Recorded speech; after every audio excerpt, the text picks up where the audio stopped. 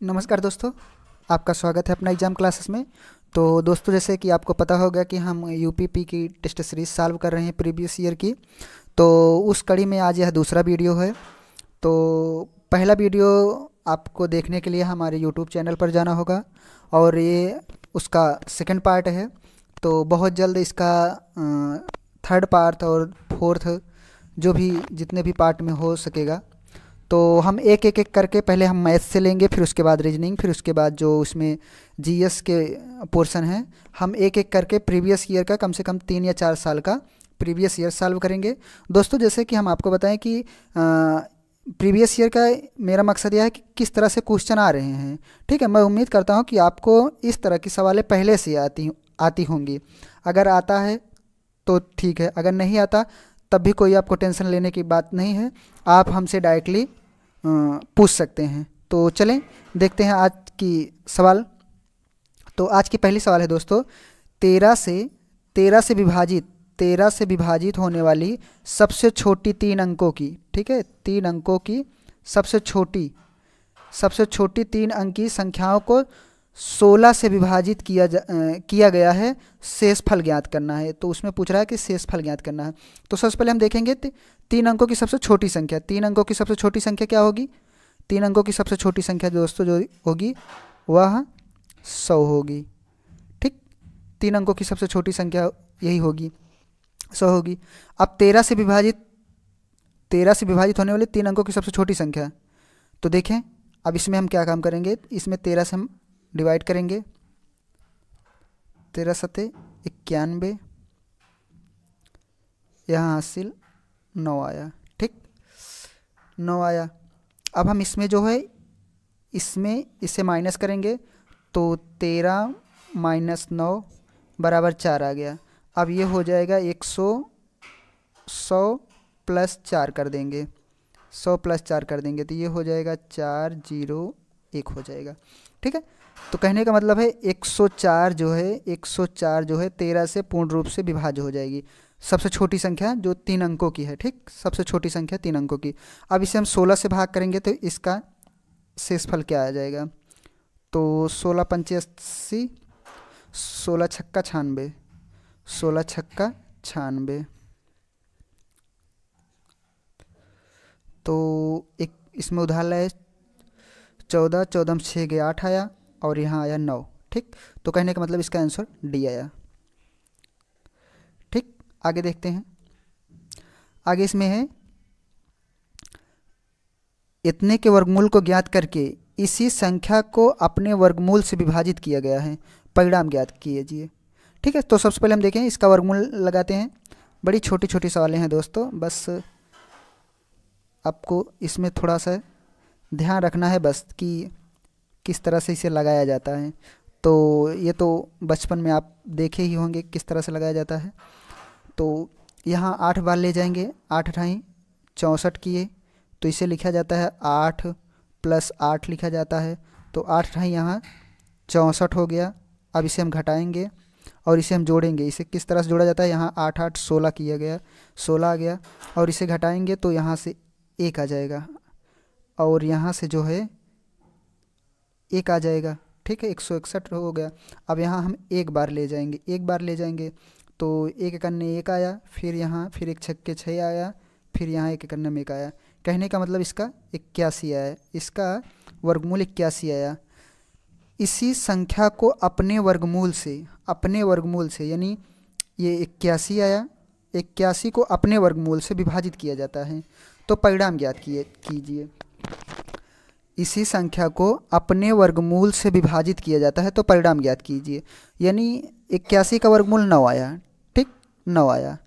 ठीक है, तो जब हम इसे 9 से भाग करेंगे तब परिणाम क्या आएगा यही बता रहा है। तब यहाँ 9 नहीं है, यानी ए के प्लेस पे, यानी जहाँ 3 है यहाँ 9 होगा। ठीक है, यहाँ 9 होगा, यहाँ से थोड़ा से मिस टाइपिंग है। तो इसका आंसर ये होगा। ठीक, इसका आंसर ये होगा। यानी वो बोल रखा है कि इतने यानी 6561 के वर्गमूल को ज्ञात करके इसी संख्या को अपने वर्गमूल से विभाजित किया जाता है। ठीक है, तो अपने वर्गमूल से जब विभाजित किया जाएगा तो स्वाभाविक है उसका आंसर 9 आएगा। ठीक, आगे देखते हैं। किसी किसी वृत्त के व्यास को दोगुना किया गया है, उसका क्षेत्रफल कितना बढ़ जाएगा। तो देखें, व्यास बराबर क्या होता है, व्यास बराबर होता है d/2r होता है, ठीक, d/2r होता है, यानी ये व्यास है, ध्यान रखना ये व्यास है, इसे व्यास बोलते हैं, इसे व्यास बोलते हैं, ठीक है। तो व्यास बराबर 2r, और ये जो है त्रिज्या है, ध्यान रखना ये त्रिज्या है, ये त्रिज्या है। तो व्यास को दोगुना किया गया है, यानी अगर व्यास को दोगुना करेंगे तो पहले हम देखते हैं कि इसका क्षेत्रफल क्या होगा। इसका एक क्षेत्रफल वृत्त का क्षेत्रफल बराबर होता है πr² होता है। तो अगर हम इसका क्षेत्रफल निकालेंगे तो पाई और r का मान है 2r है, और स्क्वायर करेंगे तो ये आ जाएगा पाई 2 दूना 4 और r² आ जाएगा। लेकिन अब बोल रखा है कि व्यास को दोगुना करने पर, यानी यहाँ 2d हो जाएगा। अगर जब 2d हो जाएगा दोस्तों तो यहाँ भी 2 से गुणा हो जाएगा, अगर 2 तो यहाँ हो जाएगा 2 यहाँ हो जाएगा 4, क्योंकि हम इसमें 2 से गुणा कर देंगे। जब हम इसमें 2 से गुणा करेंगे तो ये हो जाएगा 4r, ठीक। तो अब हम इसका क्षेत्रफल निकालेंगे। जब इसका क्षेत्रफल निकालेंगे तो पाई बाहर देंगे, पाई बाहर कर देंगे तो 4 लिखेंगे और r लिखेंगे, स्क्वायर कर देंगे तो ये हो जाएगा पाई 4 चौक 16 r²।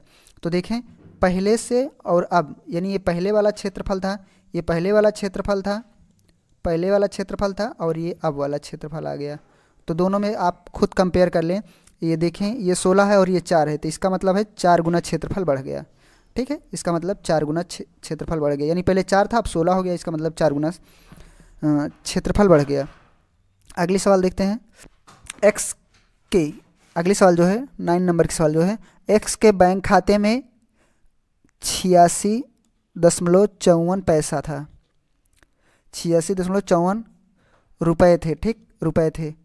अब उसके बाद क्या है, उसके बाद 55.31 पैसा जमा कर दिएगा, 55 रुपये 31 पैसा जमा कर दिए, ठीक है। तो ये टोटल इसके पास हो गया 4 1 5 5 3 8 और 6 5 11 की 1 हासिल, 1 8 5 13 1 14 141 आ गया। अब क्या बोल रहा है, उसके बाद बोल रहा है 84.33 की निकासी की गई, यानी इसमें जो है 84.33 की निकासी हो गई। ये जमा था, ध्यान रखना ये जमा था और ये निकासी है, ठीक। तो यहाँ से आ जाएगा 2 आ जाएगा, यहाँ से आ जाएगा 5 आ जाएगा, दशमलव लग गया, यहाँ से 7 आ गया। अब यहाँ जो आया 3 आया, यहाँ से